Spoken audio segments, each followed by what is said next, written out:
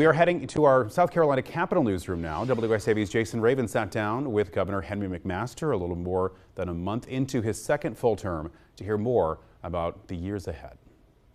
Do you feel like the General Assembly would be on board for that change? With the legislative session in full swing, Governor Henry McMaster says he expects 2023 to remain another busy year. Our progress is based on three separate main categories, and that is economic growth, education, and the environment. Some of his proposals include setting aside money to help the State Department of Commerce acquire mega sites for prospective businesses looking to come to South Carolina, increasing teacher pay and providing bonuses for educators, and investing to preserve natural and cultural resources across the state. And they're all intertwined. We have to protect and encourage all of that in order to really prosper. The governor says there are two reform proposals he's asking lawmakers to send to his desk. One is bond reform. McMaster says a change is needed to keep repeat violent offenders behind bars and to enhance penalties for people out on bond who commit crimes. But we got to get serious about it.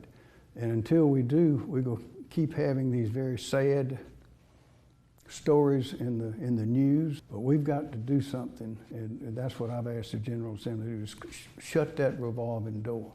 Governor McMaster is also pushing to change how judges are elected in South Carolina. Currently, the House and Senate elect the state's judges. McMaster would like the governor to appoint judges with advice and consent from state lawmakers. I know there have been conversations about this for a while now, but did the ruling on the fetal heartbeat law, is that playing a big role in this push?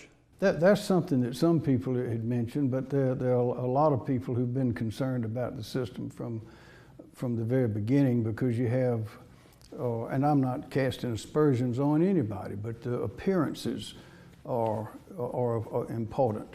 And where you have, for instance, lawyer legislators who are electing the judges that they appear before.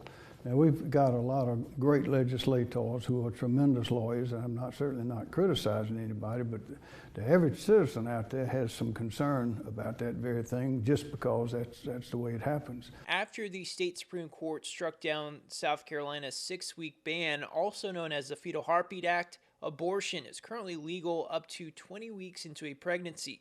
Both the House and Senate have passed differing abortion legislation this year. It's unclear if any of these bills will make it to the governor's desk. Where do you kind of see all this going, and what do you think is a reasonable bill? I thought the heartbeat bill was very reasonable. I thought also, and I still believe it's constitutional. I think our Supreme Court, our state Supreme Court, made an error on that case. But I know the legislature, people all over the state are not giving up.